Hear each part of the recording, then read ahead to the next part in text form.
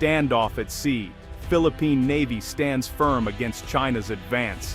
The tension was palpable, the air thick with anticipation as rival ships hovered dangerously close, each side refusing to yield an inch of water. That was the headline blazing across screens as sunrise painted the sky over Manila Bay. The city awoke to uncertainty, with every Filipino glued to their screens, anxious for updates on the unfolding drama at sea. Overnight, the Philippines launched its most daring operation yet in the West Philippine Sea. Naval crews worked through the darkness, preparing for a mission that would test their resolve and courage. The world watched as ships faced off, radios crackled with heated warnings, and the water between two nations seemed to boil. Every command, every maneuver, was broadcast to a global audience, amplifying the stakes. The Philippine government had just announced a dramatic new move, one that could reshape the dangerous game playing out in Asia's contested waters. No more quiet protests, no more silent endurance. This was a turning point, a bold declaration that the status quo would no longer be accepted. Instead, the Philippines was making a show of strength, determined to protect its territory and people. The resolve was clear in the eyes of every sailor and marine, each one ready to defend their nation's sovereignty. In the early morning light, Filipino Marines landed supplies and construction materials on the disputed Second Thomas Shoal. The operation was swift, calculated, and carried out under the watchful gaze of both allies and adversaries. Officials declared a new, permanent outpost would rise on the reef. This was more than just a structure, it was a symbol of defiance, a statement that the Philippines would not be intimidated. The message was unmissable. The Philippines would not back down, no matter the pressure.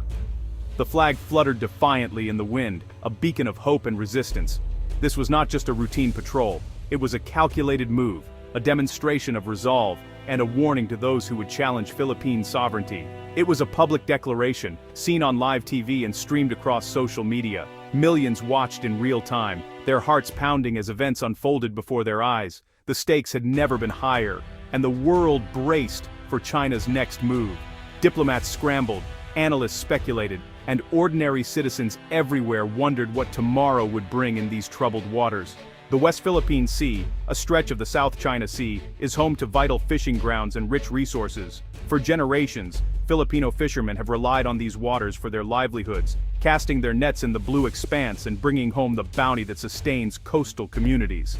But for years, the Philippines has watched as Chinese ships built artificial islands, expanding their presence and blocking Filipino fishermen from their traditional fishing grounds. These actions have not only threatened local livelihoods but also challenged the Philippines' rightful claim to these waters.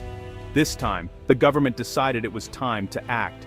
Determined to protect its people and territory, officials gathered to chart a bold, new course. The new move was both symbolic and strategic, sending a message to the world that the Philippines would not back down. By building a permanent outpost on Second Thomas Shoal, the Philippines sent a clear signal: these waters belong to Filipinos. The flag, raised high above the reef, became a powerful symbol of national pride and determination. The outpost would house Coast Guard and Navy personnel, who would stand watch day and night, ready to defend the nation's interests. Along with supplies to last months, the outpost was equipped to support extended missions, ensuring a continuous Filipino presence on the reef. It was designed to withstand storms and political pressure. The reinforced structure stood as a testament to Filipino resilience, braving both nature's fury and external threats. This action was not taken lightly. Every step was carefully planned, with leaders weighing the risks and consequences. Filipino officials coordinated with allies, especially the United States, before the operation. Diplomatic channels were kept open to ensure support and avoid escalation. Even as the outpost was being constructed, Philippine ships formed a protective ring around the site. Helicopters circled overhead, providing surveillance and rapid response capability. Emergency plans were in place, with teams ready to respond to any incident or provocation. By making this move public, Manila hoped to draw international attention, rallying support from other nations and putting pressure on those who might otherwise remain silent. The world now had to decide. Would it support the Philippines in defending its sovereignty, or turn a blind eye to China's growing power in the region? The stakes had never been higher, and the outcome would shape the future of the South China Sea. China was quick to react, moving with a sense of urgency that signaled just how seriously it viewed the situation. The government wasted no time in mobilizing its resources and making its position clear to both domestic and international audiences. Within hours of the Philippine announcement, Chinese Coast Guard vessels appeared on the horizon, their sirens blaring and loudspeakers echoing warnings across the waves. The message was unmistakable: China would not stand by quietly. Beijing issued a stern warning calling the construction illegal and promising necessary countermeasures. Officials emphasized that any further escalation would be met with a firm response, leaving little doubt about their resolve. Chinese state media ran non-stop coverage, painting the Philippines as the provocateur and rallying public opinion behind the government's stance. News segments replayed footage of the disputed waters, fueling a sense of national urgency. Chinese ships began shadowing Philippine vessels, trying to block access to the shoal. The maneuvers were tense and deliberate, with both sides testing each other's limits in the contested waters. In Beijing, officials summoned the Philippine ambassador, demanding an immediate halt to the construction. The diplomatic language was sharp, and the atmosphere in the meeting was tense, reflecting the gravity of the standoff. Meanwhile, on Chinese social media, nationalistic voices called for a firm response, even military action if needed. Hashtags trended nationwide, and online forums buzzed with heated debates about sovereignty and national pride. The risk of a direct clash rose sharply as naval ships from both countries faced off at sea. Each maneuver was scrutinized, and every movement carried the potential for miscalculation. Experts warned that a single misstep could lead to collisions, injuries, or worse. The possibility of an unintended incident loomed large, raising fears of a rapid escalation. Both countries ordered their forces to show restraint, but tensions ran high. Commanders reminded their crews to stay vigilant, knowing that even a minor error could have major consequences. The region's stability seemed to hang by a thread, with every passing hour adding to the uncertainty. The world watched anxiously, aware that the situation could change in an instant. For China, the Philippines' move was a challenge to its claims and its reputation as Asia's dominant power. Backing down was not an option, as national pride and strategic interests were both at stake. Beijing knew the world was watching, and its next steps would be closely studied. Every decision, every statement, would shape not only the immediate crisis but also China's image on the global stage. To understand this crisis, it helps to know what is at stake. The West Philippine Sea is not just a patch of water. It is a lifeline for millions of Filipinos. Rich in fish, oil, and gas, these waters could fuel the country's economy for generations. But China claims almost the entire South China Sea, including areas well within the Philippines' 200-mile exclusive economic zone. In 2016, an international court ruled in favor of the Philippines, saying China's claims had no legal basis. Still, China rejected the ruling and kept building.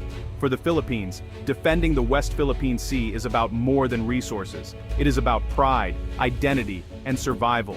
People remember the day the court ruled for them, but they also remember the years of bullying at sea. The world's busiest shipping lanes also pass through these waters. What happens here affects not just Manila and Beijing, but Tokyo, Washington, and beyond. For many Filipinos, the West Philippine Sea is a place of daily struggle. In small wooden boats, fishermen rise before dawn, hoping for a good catch. But these days, many return empty-handed, chased away by larger Chinese vessels. They tell stories of being sprayed with water cannons or having their nets cut. Some have faced threats or even ramming. Still, they keep coming back. The sea is their bread and butter, a source of pride and tradition passed down through generations. At night, the fishermen gather near the shore, sharing stories and worries. They talk about their families, the rising cost of living, and their hope that someone in Manila hears their cries for help. Some dream of a future where they can fish in peace, without fear.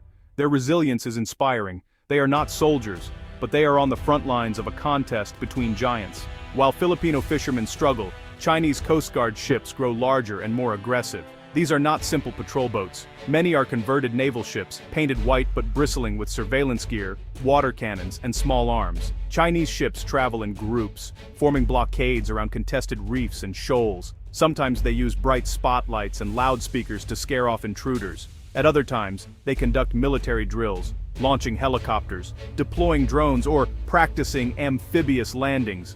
Nearby, Philippine Navy and Coast Guard vessels try to hold their ground. Their ships are often smaller and older, but their crews are determined.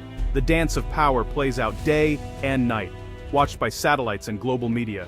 This constant presence is meant to send a message. China is here to stay, but every maneuver increases the risk of a dangerous mistake. The West Philippine Sea dispute is not just a local problem, it is a global flashpoint. The United States, Japan, Australia, and European countries have all voiced support for the Philippines. Warships from these countries conduct freedom of navigation patrols, showing that the sea is open to all. International organizations urge calm and respect for the rule of law.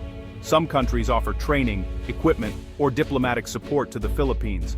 Others call for dialogue and peaceful solutions. The United Nations repeats its call for all sides to follow the 2016 court ruling. For many nations, what happens in the West Philippine Sea is a test of international order. If China can ignore the law and expand its control, what message does that send to the rest of the world? Solidarity matters, but so does credibility. Can the world stand together, or will it look the other way?